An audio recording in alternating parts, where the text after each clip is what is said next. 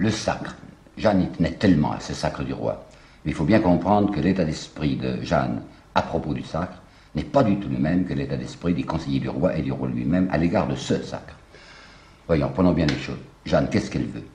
Jeanne, je vous l'ai dit, c'est une petite croyante, c'est une paysanne qui croit en Dieu et qui est encore dans la vieille tradition chrétienne, et qui se dit jusqu'à présent, celui qui se déclare le roi n'est pas vraiment le roi, il n'est que le dauphin, et il sera le roi une fois qu'il aura reçu cette consacration divine.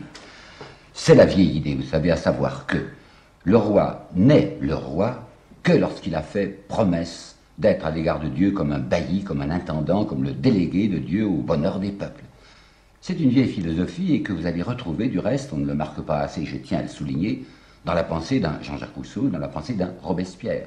À savoir que personne n'a pouvoir sur un autre être humain simplement s'il s'engage à faire le bonheur de la collectivité. C'est ça la légitimité du pouvoir. Alors pour Jeanne, c'est quoi le sacre? Eh bien, c'est le roi qui s'avance là-bas, devant l'autel, enfin devant Dieu, et qui fait une espèce de promesse. Il fait une offrande de son royaume. Elle va le lui dire avec une grande ingénuité, elle lui dit exactement ceci: il faut que vous donniez votre royaume au roi des cieux. Vous comprenez? Ça veut dire que le roi se déclarera ce jour-là un serviteur, et pas plus, pas rien d'autre chose qu'un serviteur. Alors vous pensez bien que ce n'est pas exactement comme ça que les concrets, les réalistes, les positifs, enfin les gens du conseil du roi, envisagent le sacre. Elle pense offrande, elle pense promesse. Elle se dit, Dieu va donner sa bénédiction à quelqu'un qui est pour lui et qui va faire le bien. Les autres, qu'est-ce qu'ils se disent? Ils se disent, ça va être une espèce de gesticulation ecclésiastique qui fera croire aux gens que le roi est le délégué absolu et total du pouvoir divin. Lorsqu'elle dit, elle, offrande, eux, ils pensent quoi? Ils pensent annexion. Elle se dit, elle, le roi va se déclarer le serviteur de Dieu. Et eux se disent, on va annexer le bon Dieu. Lorsque les curés auront fait leur geste, les gens croiront que ça y est, que le roi maintenant c'est le roi de droit divin. Mais qu'est-ce que ça veut dire pour Jeanne, droit divin? C'est une limitation du pouvoir du roi, à savoir, il n'est le roi que s'il fait le bien. Et eux, quand ils pensent droit divin, ils pensent tout le contraire. Au lieu d'une limitation, une extension sans limite. À savoir que grâce au simagrée ecclésiastique, on pourra faire croire aux imbéciles sur le dos desquels on vit, c'est-à-dire les exploités, c'est-à-dire les sujets, on leur fera croire que le roi, maintenant, c'est un bonhomme qui a l'estampille, qui a le label, qui a la garantie divine, à savoir que tout ce qu'il veut, Dieu le veut. Vous voyez le truc, hein? Il y a une différence totale de point de vue entre les uns et les autres. Alors, les gens de la cour, ils sont plutôt amusés, une espèce de sympathie amusée, de voir que Jeanne tient tellement à ce sacre. Eux, qu'est-ce qu'ils se disent? Ils se disent, mais c'est un point qu'on va marquer contre les Anglais. Les Anglais, avec leur petit roi Henri VI, qui est un gamin qui a 8 ans, on n'a pas pu le faire sacrer. Un gamin de 8 ans ne prend pas ses engagements. Tandis que nous avons un roi qui a maintenant 26 ans, qui est capable de faire sa fameuse promesse, ou son apparence de promesse. Par conséquent, on va s'assurer cet avantage, c'est une occasion à saisir, d'avoir, nous, un roi sacré, alors que les Anglais n'ont pas encore un roi sacré. Monsieur Charles Maurras a fait de grands éloges de Jeanne en disant qu'il avait un sens politique extraordinaire. Elle avait insisté sur le sacre, c'était exactement ce qu'il fallait faire, parce que c'était excellent pour la politique royale. Vous savez, il y a un certain nombre d'éloges qui sont exactement semblables à des insultes. Eh bien, les éloges que M. Maurras décerne à Jeanne sont des insultes. C'est évidemment ne rien comprendre ou ne rien vouloir comprendre à la pensée profonde, à la pensée religieuse de cette gosse. Quant à Anatole France, lui, il a écrit « Si Jeanne a contribué à sauver Orléans », c'est déjà assez joli, hein, contribuer à sauver, parce que c'est elle qui l'a sauvé. Si Jeanne a contribué à sauver Orléans, elle a plutôt retardé la délivrance du territoire en faisant manquer par la marche du sacre l'occasion de recouvrer la Normandie. On ne peut pas être mieux à côté de la plaque. 1, je viens de vous le dire, Jeanne n'a pas contribué à, elle a sauvé Orléans.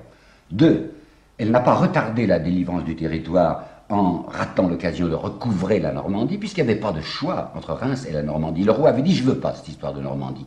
Je ne veux pas exposer mes soldats, enfin mes quelques mercenaires, aux troupes anglaises. Donc il n'était pas question d'aller en Normandie. Le choix était entre le sacre ou rien du tout. Et les gens du Conseil, je viens de vous le dire, se disaient au contraire, le sacre c'est intelligent, parce qu'on a obtenu une victoire concrète, matérielle, une victoire sur le terrain contre les Anglais à Patay, et maintenant on va s'envoyer un autre avantage, une victoire morale sur les Anglais, avec ce sacre que eux n'ont pas. Voilà exactement comment les choses se présentent. Alors on part quand? Eh bien on part le 29 juin seulement, le 29 juin, ça a traîné, puisque la délivrance d'Orléans est du 8 mai, vous vous rappelez. On ne part que le 29 juin de Gien. On va se diriger pas du tout vers Paris. Je vous ai expliqué la dernière fois qu'il n'était pas question de toucher à Paris, parce que Paris c'est à Philippe le Bon et qu'il ne faut pas se mettre mal avec Philippe le Bon. Alors on va faire, je ne dis pas un détour, c'eût été plutôt un détour de passer par Paris. Mais on va aller lentement et précautionneusement dans la direction de Auxerre d'abord, Troyes ensuite, Chalon-sur-Marne enfin, et Reims. Bon. Il y a une armée, c'est entendu, il y a une armée avec le roi. Mais le roi sait qu'il va être sur un terrain dangereux, puisque les provinces que l'on va traverser sont sous le contrôle de Philippe le Bon. Alors on s'est assuré la neutralité de Philippe le Bon. Peut-être vous rappelez-vous, la dernière fois, je vous ai dit, Jeanne, sur la demande du roi, avait écrit une lettre à Philippe le Bon pour l'inviter à être personnellement au sacre. Il ne va pas répondre, ça ulcère d'ailleurs beaucoup Jeanne. Je trouve qu'il n'est pas gentil, qu'il est mal élevé, enfin il ne lui a pas répondu. Bon, il n'a pas répondu, mais Regnault de Chartres, c'est-à-dire le chancelier du roi, est en rapport permanent avec les gens de Philippe le Bon. La Trémoille, qui est l'autre conseiller, vous savez, qui est le favori. La Trémoille a des accointances personnelles avec Philippe le Bon et envoie perpétuellement des délégués. On croit pouvoir dire que ça se passera en douce, que Philippe le Bon n'interviendra pas. Faites bien attention que tout dépend de lui, en effet. Cette armée faible, cette petite armée du roi qui va traverser ces territoires, peut être prise de flanc tout le temps par un Philippe le Bon qui brusquement changerait d'avis. Les Anglais doivent se dire, mais qu'est-ce qu'il fait notre allié Philippe le Bon? Il laisse traverser les Français? Alors il est bien possible que les Anglais à un moment lui disent, ah mais non, ça ne peut pas aller comme ça, que les Anglais le menacent de rétorsion économique sur la Flandre. Je vous ai dit que sa Flandre à lui ne vit que grâce aux laines britanniques, ce qui l'obligerait à montrer les dents. Par conséquent, il faut bien comprendre que cette armée qui s'en va avec le roi dans la direction de Reims, ça n'est pas du tout un défilé martial, grandiose, militaire, vous savez, avec des gens à poitrine bombée, à jarret tendu, et qui font de l'effet. C'est une espèce d'escorte d'honneur, très précautionneuse, on s'avance petitement. Si Jeanne, elle est toute regonflée, toute fière, le roi, lui, il est ratatiné, est inquiet, il regarde à droite et à gauche, et on est même tout prêt à regarder en arrière. Vous allez voir tout à l'heure que quand ils seront devant Troyes, et qu'il y aura une difficulté devant la ville de Troyes, Regnault de Chartres, le chancelier, dira lui-même « Non, non, on stoppe, hein, on repart ». Par conséquent, comprenez bien que c'est une petite avance extrêmement prudente, je dirais prudentissime. Alors, quelle est la première étape? La première étape, c'est Auxerre. Auxerre, qui est une ville qui appartient à Philippe le Bon, elle est fermée, les portes sont fermées, on n'accepte pas que les troupes royales y entrent. Néanmoins, les gens d'Auxerre font une réponse assez amusante. Enfin, amusante pour nous, je ne sais pas si le roi l'a trouvée amusante. Ils disent « Ah non, vous savez, on ne peut pas vous recevoir parce que nous, on est de l'allégeance de Philippe le Bon, mais on veut bien vous ravitailler. » L'armée est obligée de se ravitailler de poste en poste. Mais on ne vous ravitaillera que contre espèce, bien entendu, hein, on ne va pas vous donner ça gratuitement.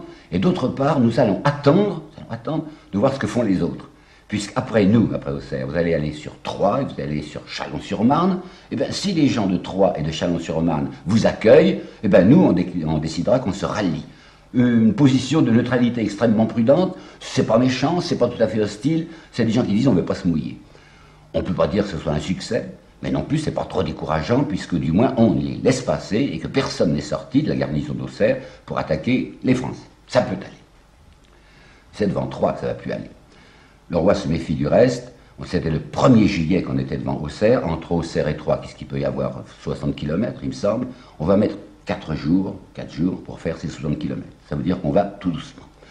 La veille d'arriver devant Troyes, c'est-à-dire le 4 juillet, on est à Saint-Phal. Et là, les conseillers du roi demandent pour la seconde fois à Jeanne une intervention qui n'est pas bien de son rayon, une intervention épistolaire.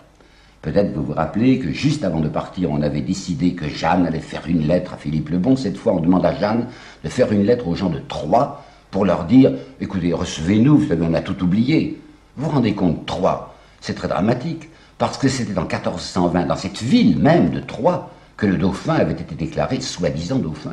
C'est dans cette ville que son père Charles VI et que sa mère Isabeau de Bavière avaient décidé de le détrôner d'avance, de le découronner et de donner son trône auquel il avait droit, parce qu'il est le fils, de le donner au petit-fils, c'est-à-dire à l'anglais. Alors les gens de Troyes sont là fort inquiets, il y a la main du roi qui campe devant eux, ils ont fait ce qu'ils ont fait, c'est-à-dire le roi doit nous détester, ils se bouclent complètement, ils se ferment dans leur citadelle et ils déclarent qu'ils n'accepteront même pas de ravitailler cette armée contre espèce.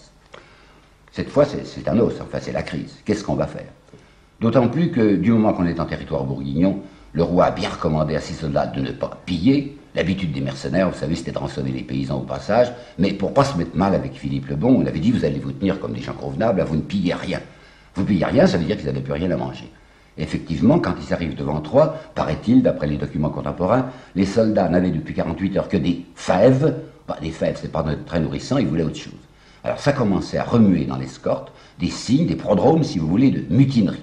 Alors ça, c'est le gros drame. Hein. Si les soldats ne marchaient plus, qu'est-ce qu'on va faire? Et on ne peut pas continuer avec une armée qui s'est débandée.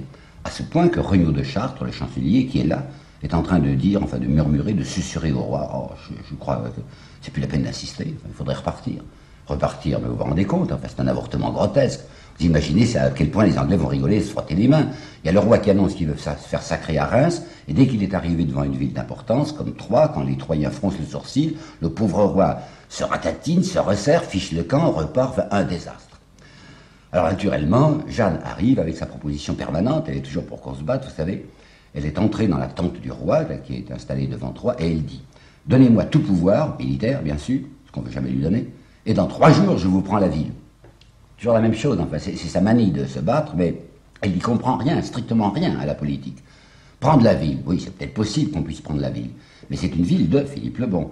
Alors qu'est-ce qu'il va faire, Philippe le Bon, si on lui prend sa ville de force? Il est très capable de se retourner brusquement contre les Français, il est beaucoup plus fort qu'eux, il peut avoir des quantités de troupes, lui, comme il voudra, il fera venir des Picards, et ça sera la grosse catastrophe. Mais cependant, qu'est-ce qu'il faut faire, les garder soldats, puisque les soldats vont se mutiner? Alors le conseil, vous savez, ce sont des gens astucieux, hein. Le conseil se dit, voilà ce qu'on va faire, on va essayer de l'intimidation, on va annoncer aux soldats, ça y est, on attaque la ville. Alors les soldats, qui ont le ventre creux avec leurs fèves, se disent, bon, dans 48 heures, on prend la ville, on va pouvoir s'empiffrer. Par conséquent, déjà, immédiatement, plus de problème de mutinerie, les soldats sont contents parce qu'ils se disent, on va entrer dans la ville et ça marchera. Quant aux gens de Troyes, que l'on n'a pas l'intention d'attaquer, on va leur faire croire qu'on va attaquer. On va entasser, comme on faisait toujours dans les villes fortifiées, on va entasser des fagots, vous savez, dans les fossés, pour pouvoir passer par-dessus les fossés. On va amener des échelles. Jusqu'à présent, elles sont à plat par terre, mais les types vont se dire, quand ces échelles s'appuieront contre la citadelle, ils vont nous attaquer pour de bon. Alors, coup de poker, quoi. On joue sur la terreur que l'on veut inspirer à ces gens. Et ça va marcher. Il n'est pas défendu de penser, du reste, pas défendu de penser que la Trémoille, qui est un malin, j'appellerais ça une préfiguration de Talleyrand. Vous savez que Talleyrand, c'était un négociateur qui se faisait toujours payer par des enveloppes. Hein. Eh bien, je crois que la Trémoille a fait son petit prêt Talleyrand, c'est-à-dire qu'il a fait savoir aux Troyens, écoutez, il n'y aura pas de bataille, hein. Donnez-moi un petit fric personnel, enfin, donnez-moi une belle enveloppe, et j'éviterai que l'assaut ne soit lancé. Ça a marché. Les Troyens sont intimidés, ils envoient des parlementaires, ils disent, bon, ben, on peut s'arranger, oui, on va ravitailler l'armée, bien entendu, vous ne payerez, hein, on ravitaillera l'armée, on recevra même le roi à une condition. Mais la condition, elle était déjà dans la lettre qu'on avait fait écrire par Jeanne, lettre qui n'avait donné aucun succès. Condition, amnistie, hein. Je sais bien que vous nous en voulez, je sais bien que c'est à Troyes, justement, que nous avons fait de grandes fêtes, quand vous, Charles VII, vous avez été découronné d'avance, alors vous promettez, hein, vous promettez que vous ne touchez pas aux responsables. Qui c'est qui dit ça? Ce sont les échevins de la ville. L'important, c'est que les gens en place veulent rester en place. Et comme le roi tient terriblement à entrer à Troyes, il leur promet, et il est décidé à tenir sa promesse, je ne toucherai pas à vos positions. Alors dans ce cas-là, les gens sont contents, et ça y est, on reçoit le roi. Mais il va se passer à Troyes un tout petit incident qui, peut-être historiquement, n'est pas important, mais auquel je tiens beaucoup, moi, parce que c'est une espèce de nouveau coup de jour, enfin une nouvelle clarté sur la personne même de Jeanne. Voilà ce qui s'était passé. Lorsque les premiers parlementaires sont sortis de Troyes pour venir discuter avec les Français, on a vu s'avancer un groupe religieux, semble-t-il, il y avait des bannières, et ce groupe était précédé d'un moine. Et ce moine qui jouera un rôle dans la suite de mon histoire, retenez son nom, il s'appelait Frère Richard. On n'est pas aujourd'hui très au clair sur le comportement de ce Frère Richard. On sait qu'il avait prêché à Paris et qu'il avait été obligé de quitter Paris. Les Anglais et les Bourguignons se disaient c'est un personnage suspect, il a l'air de passer maintenant du côté des Français. Qu'est-ce que c'est que ce type? Alors avant qu'on ne l'ait arrêté, il s'était déjà rendu à Troyes. Il s'était rendu à Troyes vraisemblablement en se disant le roi va passer et je vais voir à ce moment-là de quel côté il faut que je joue. Il sort avec ses gens, soi-disant pour aller voir qui est Jeanne. Jeanne, chez les Anglais, a la réputation d'être une sorcière. Alors il s'avance, hein, en faisant des signes de croix et en jetant de l'eau bénite sur Jeanne. Et Jeanne, qui s'est avancée à sa rencontre, rigole, exactement rigole, et lui dit, elle le racontera au procès, lui dit, oh ben, ça va, avec votre eau bénite, je m'en volerai pas. Ça me fait plaisir que Jeanne dise comme ça, je m'en volerai pas, avec les poings sur les hanches. Ça nous change de l'image traditionnelle de Jeanne, vous savez, on la voit toujours dans ses statues d'église, en sainte, en grande tenue, et avec l'air confit et les yeux au ciel. Elle n'était pas comme ça, elle était gouailleuse devant le frère Richard. Frère Richard, voyant qu'elle n'a pas l'air d'être une sorcière, puis que ne s'est pas envolée, puis que l'eau bénite ne l'a pas brûlée, le frère Richard va se rallier à Jeanne, et dorénavant, il sera derrière elle, il la suivra jusqu'au moment où il la trahira, ce que nous verrons. Bon, l'affaire de Troyes est réglée, maintenant on peut avoir toute espérance sur la bonne suite des choses, puisque le 3 c'est le gros morceau. On va se diriger, on est resté longtemps devant Troyes, on est arrivé le 5 juillet, on ne repart que le 12 juillet, le 14 juillet, on est devant Châlons-sur-Marne, qui est la seule grosse ville avant Reims. Ça se passe comme sur des roulettes. Les gens de Châlons-sur-Marne ont pavoisé dès qu'ils ont vu arriver le roi. L'évêque qui dirigeait la ville est sorti, c'était l'évêque de Montbéliard, est sorti à la rencontre du roi, lui apportant les clés de la ville. Enfin, ça marche admirablement. Et maintenant, ça y est, on va s'amener sur Reims. C'est le 16 juillet 1429 que le roi va faire son entrée solennelle à Reims. Et les gens vont l'acclamer, ils vont crier « Noël, Noël !» Vous savez, c'était le cri à ce moment-là qui équivalait à « Vive le roi » ou à « Bravo ». Mais il faut que vous compreniez que ces gens qui crient si fort « Noël, Noël » parce que Charles VII s'amène, c'était les mêmes qui avaient crié « Noël, Noël » quand on avait signé le traité de Troyes, qui découronnait le roi d'avance. Et si c'était le petit roi anglais Henri VI qui s'amenait, les types auraient également crié « Noël, Noël ». Ce qui est important pour la population, c'est qu'il y a une liesse officielle et organisée, et avec des distributions de vin ou de victuailles qui sont usuelles. Donc les gens, la foule, est toujours prête à crier ce qu'on voudra, pourvu que ce soit un officiel qui commande. Alors on s'amène, on entre, regardez la rapidité, on entre le 16 juillet, et le 17 juillet, le lendemain, c'est le sacre. Mais voyons, un sacre, ça ne s'improvise pas. C'est pas une cérémonie comme une autre. Il y a en particulier deux choses qui sont indispensables au sacre. Il y a l'ampoule, d'une part, et il y a la couronne, d'autre part. L'ampoule. Il paraît que Clovis, lorsqu'il avait été baptisé par Saint-Rémy, Clovis, quand il s'est fait chrétien, il a été baptisé par Saint-Rémy dans la cathédrale de Reims, il a été baptisé grâce à une ampoule, une espèce de petite fiole, qui avait apporté directement le Saint-Esprit, c'est-à-dire une colombe venue du ciel qui tenait dans son bec la petite ampoule, et avec cette ampoule, on lui avait fait l'onction. Cette ampoule, elle est conservée maintenant très religieusement à Saint-Denis, près de Paris, et la renommée est que le niveau de l'huile mystérieuse dans l'ampoule ne diminue jamais. On a beau sacrer des rois, il y a toujours le même degré, le même niveau d'huile sainte. Notez que c'est 3 siècles après le baptême de Clovis que cette histoire s'est répandue. Mais elle est devenue histoire officielle maintenant, il n'y a plus lieu d'en douter. Alors il faut avoir l'ampoule. D'autre part, il faut avoir une couronne spéciale, laquelle la couronne de Charlemagne. Parce que le sacre des rois s'accompagne de la présence de cette couronne. Où est-ce qu'elle est, la couronne de Charlemagne? Elle est à Saint-Denis aussi. Et qu'est-ce que c'est que Saint-Denis? Mais aujourd'hui, c'est un faubourg de Paris, c'est même dans Paris. À ce moment-là, c'était à côté de Paris. Paris, c'est la Bourgogne et les Anglais. Vous croyez vraiment qu'on est allé chercher jusqu'à Saint-Denis, tout près de Paris, comme ça, l'ampoule, qu'on va ramener aussi la couronne, et que, paraît-il, on nous raconte ça, l'abbé de Saint-Denis a accepté d'accompagner les 4 chevaliers, on a envoyé Gilles de Rais, enfin ce qu'il y avait de mieux, et 3 autres, les 4 chevaliers qui sont allés chercher à Saint-Denis l'ampoule et la couronne, ramenant l'abbé, je n'en crois personnellement rien du tout. D'abord, on n'avait pas le temps de faire ça, pas en 48 heures qu'on va aller chercher l'ampoule et la couronne, et puis je suis convaincu que l'abbé ne serait pas compromis à ce point, et surtout que les Anglais n'auraient jamais permis que des cavaliers français qui viennent là pour faire le sacre de leur ennemi puissent prendre l'ampoule à Saint-Denis, puissent emmener l'abbé et emporter aussi la couronne.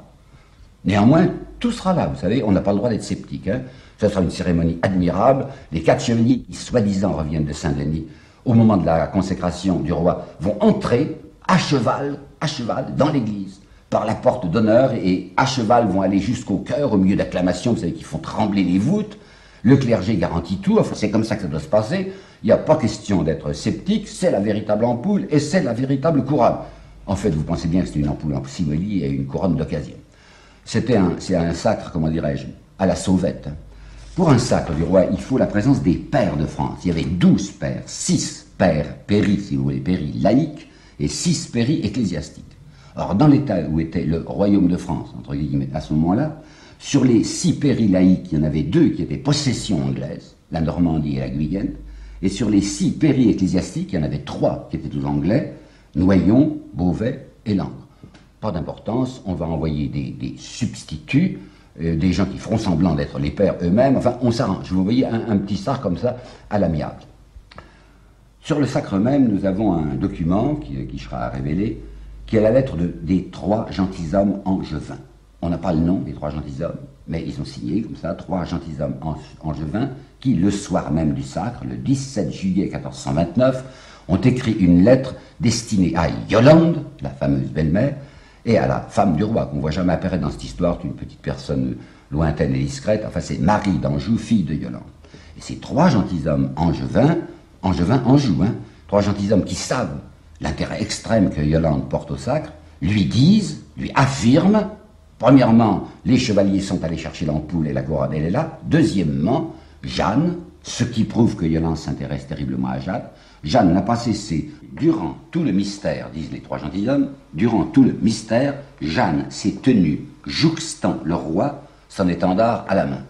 C'est l'image traditionnelle, mais ce n'est pas vrai. Ce n'est pas vrai parce que Jeanne, interrogée là-dessus au procès, au moment où elle prononcera la phrase qui est tellement célèbre, vous savez pourquoi votre étendard est-il là? Il avait été à la peine, il était juste qu'il fût à l'honneur. Oui, elle a dit ça. Mais elle avait précédemment dit ceci. Il me semble, vous entendez, il me semble, comme si ses souvenirs étaient confus. Il me semble que mon étendard fut assez près de l'autel, et moi-même, je m'y suis tenu un peu.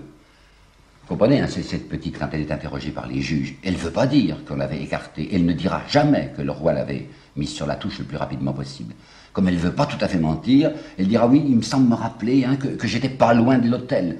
Mais il est certain, d'après un texte comme celui-là, qu'il est complètement faux de dire que Jeanne perpétuellement a été debout à côté du roi. Le roi, en réalité, l'écarte le plus possible. Nous en avons du reste une preuve extrêmement claire dans une lettre qui est du 4 juillet, avant donc la prise de Troyes, et qui avait été écrite par le roi aux gens de Reims. Dans cette lettre que nous possédons, le roi racontait ce qui venait de se passer pour gonfler les gens de Reims, pour leur dire, vous voyez, je suis très victorieux, j'ai enlevé, moi tout seul, pas la pucelle, toutes les villes anglaises de la Loire, j'ai pris Jargeau, j'ai pris Main, j'ai pris Beaugency, et il ne nomme pas Jeanne, et il n'annonce pas aux gens, vous allez voir la petite merveille, hein, j'amène avec moi une fille de Dieu, pas un mot sur Jeanne. Il dit, moi, le roi, j'arrive, et vous allez m'applaudir, vous serez très content de moi, pas un mot de la petite pucelle. En réalité, le roi commence à la trouver gênante. Déjà, il avait espéré que Philippe le Bon allait être impressionné par cette lettre que Jeanne lui a écrite. Il n'a pas répondu.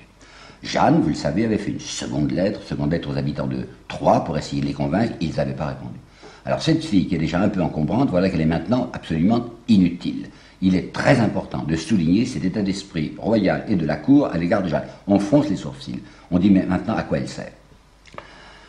À Châlons-sur-Marne, avant Reims, donc 2 jours avant Reims, Jeanne s'était trouvée en présence d'un certain nombre d'anciens amis. Je veux dire des gens de Domrémy. Les gens de Domrémy, ils avaient dû suivre de loin cette histoire. Vous pensez, dans un petit village comme Domrémy, ça avait fait un pétard du diable de dire il y a la fille qui est partie du côté du roi. Qu'est-ce qui va arriver? On avait appris l'énorme succès qu'elle avait eu à Orléans. Les gens savaient, elle est maintenant la compagne du roi, enfin elle fait partie de la cour. Alors on s'amène en masse. Il y a probablement de l'argent à gagner. Elle a des moyens, vous le savez, le roi lui a donné des gratifications. Alors les gens de Domrémy s'amènent, l'embrassent, les traînent, ma petite Jeanne, on t'a connue comme ça. C'était peut-être les mêmes qui sont en train de dire à Jeanne, tu es formidable, tu es une fille de Dieu. Les mêmes qui avaient été trouver les parents lorsqu'ils étaient furieux et qu'elle était partie pour leur dire, ah tout de même, ah ben mon Dieu, vous n'avez pas mérité ça, une fille que vous aviez tellement bien élevée, une fille à soldat maintenant, et maintenant qu'elle a réussi, formidable. Parasitisme. Elle va le dire du reste au procès. Elle a dit, j'ai rencontré là-bas un nommé Jean Moreau. Non, pardon, c'est pas au procès qu'on dira ça, c'est à la réhabilitation. Et c'est Jean Moreau lui-même qui dira, j'ai retrouvé Jeanne à Domrémy comme j'étais content de la voir, et elle m'a donné immédiatement une veste rouge qu'elle portait. Ce sont tous des commandeurs qui s'amènent là. Elle va aussi voir un nommé Girardin. Girardin se rappelait très bien, Girardin. C'était le seul au village de Domrémy qui fut bourguignon. Il ne cachait pas ses sympathies pour les bourguignons. Et il est là, converti en diable, lui disant, ah, ma petite Jeanne, comme c'est admirable. Alors elle va lui dire, et on le saura à la réhabilitation, je ne crains rien, vous savez, je ne crains personne, sinon la trahison. Elle le regarde peut-être dans les yeux en disant, je te vois venir, hein, toi maintenant j'ai réussi, alors tu es pour moi, mais tu peux me trahir. Mais je me demande si ça ne dépasse pas la personnalité inconnue et sans importance du Girardin, et si quand Jeanne ne dit, je ne crains qu'une seule chose, c'est la trahison, elle ne pense pas à ce qui l'entoure, aux rumeurs qu'elle perçoit déjà derrière elle, à la cour. Elle sait très bien que la Trémoille ne l'aime pas, que Regnault de Chartres ne l'aime pas. Et elle avoue ici, c'est mon avis, elle avoue qu'elle est entourée d'une odeur suspecte. Elle se dit, qu'est-ce qu'ils veulent de moi ces gens? Est-ce qu'ils ne vont pas me ficher un croc en jambe? Ce qui est intéressant de savoir aussi, c'est que le père de Jeanne, sur lequel on a peu de renseignements, mais nous avons au moins ceci, le père de Jeanne apparaît. Le voilà, brusquement, le personnage. Il est maintenant sous nos yeux. On ne le voit pas, on n'a pas sa silhouette, on n'a pas son visage, mais on sait, et je vais vous donner les détails, on sait qu'il est venu à Reims pour participer aux festivités. On le sait en particulier parce qu'on a retrouvé les comptes de la ville de Reims et qu'on a vu que le 18 septembre, retenez, que le 18 septembre, la ville qui règle les questions financières, lui verse ce jour-là 24 livres pour son séjour à l'hôtellerie de l'âne rayé. L'âne rayé, ça veut dire le zèbre probablement. 24 livres. 24 livres, je vous ai dit déjà une fois qu'une livre c'était quelque chose de très important à l'époque, puisque les grands personnages du procès seront payés une livre par jour. 24 livres. Et on lui donne ça le 18 septembre. Quand est-ce qu'il a eu lieu le sacre? Le 17 juillet. Par conséquent, il se trouve bien le papa là-bas, puisqu'il est resté du 17 juillet, il était peut-être venu avant, jusqu'au 18 septembre. Il s'est fait tranquillement entretenir par la ville de Reims pendant 2 mois, profitant de ce que sa fille avait fait du bruit. Et vous avez vu que les frères, eux, se faisaient entretenir pendant ce temps-là à Orléans. Ils avaient dû suivre à Reims. Mais enfin, il n'y a pas de trace financière de leur passage. Quand la pauvre mère, plus tard, devenue veuve, à partir de 1440, viendra à Reims, à Orléans, veux-je dire, et qu'elle sera nourrie et entretenue par la municipalité, savez-vous qu'on lui donnera par mois, on lui donnera par mois 48 sols. Or, 100 sols égale 1 livre. Eh bien, le vieux père, je ne sais pas s'il est tellement vieux, le père, lui, il se fera donner 24 livres pour un séjour de 2 mois. Il faut comprendre, hein, le pauvre vieux bonhomme, le pauvre bonhomme, puisque je ne sais pas son âge. Il avait fait une scène affreuse quand sa fille était partie. Elle dira au procès, mes parents étaient comme fous. Ce sont les mots qu'elle a prononcés. Mes parents étaient comme fous. Et bien maintenant, elle leur avait écrit une lettre pour demander pardon, et ils sont gentils comme tout. Peut-être que la mère y est, on ne sait pas. Toujours est-il que le père étreint sa fille en disant, mon Dieu, quelle bénédiction d'avoir une fille pareille. Et Philippe, qu'est-ce qu'il va faire, Philippe de Bourgogne? Il n'est pas venu au sacre quand même. Jeanne lui a envoyé cette lettre, vous savez, pour l'inviter, pas de réponse. On n'aime pas beaucoup ça, du reste on dit, mais Jeanne, on la croyait plus efficace. Non, pas de réponse. Et il y a un chroniqueur, plutôt favorable à Philippe le Bon, qui a dit une toute petite phrase, enfin 2 petits mots que je vais vous dire, qui indique qu'il n'était pas très porté sur la religion, Philippe le Bon. Il était durement lubrique. Ça veut dire que c'était les femmes qui l'intéressaient, mais pas beaucoup Jeanne. Alors il n'est pas venu. Il était allé à Paris précédemment, on sait qu'il a quitté Paris vers le 15 juillet, Paris c'est les Anglais, il avait amené un renfort de Picards, il prenait toujours ses mercenaires en Picardie lui, et il s'était fait payer, rien pour rien vous savez, il amène des combattants aux Anglais mais il demande 20 000 livres, somme énorme, 20 000 livres en joyaux, et dans le contrat qu'il a passé avec les Anglais, il est entendu qu'il va encore toucher 20 autres 1000 livres, toujours en joyaux, 40 000 livres pour avoir amené 700 Picards à Paris. Alors, il a rassuré les Anglais en leur prenant de l'argent. Il les a rassurés en donnant ses Picards. Il n'est pas venu au sacre, mais il a envoyé des délégués. On le sait par la lettre des 3 gentilshommes angevins à Yolande et à Marie.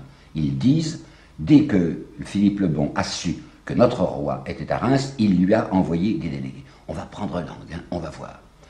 Quand il a été à Paris, Philippe le Bon, il y a appris une nouvelle d'importance. Les Anglais vont recevoir un renfort considérable. Jean Hus, vous vous rappelez, j'en ai parlé, oui, dans mon premier exposé, Jean Hus, c'était ce révolutionnaire, ce réformateur de Bohême, et maintenant il y avait derrière lui les Hussites, bien que l'église l'eût brûlé en 1415, les Hussites donnaient toutes sortes d'inquiétudes à l'empereur d'Allemagne.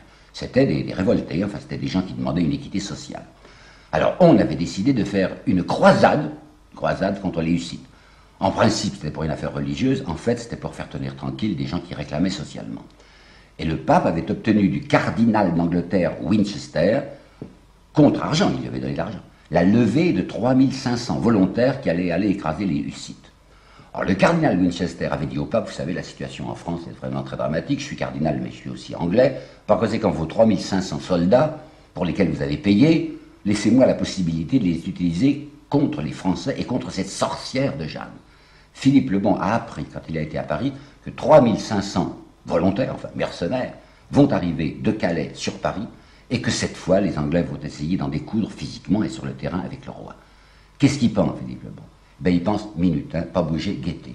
Il va y avoir une grosse bataille, est-ce que ça sera un Patay, est-ce que ça sera un Azincourt? Toujours est-il qu'il va y avoir une grande affaire sur le terrain entre les Français et les Anglais, et je me déciderai quand j'aurai vu le résultat.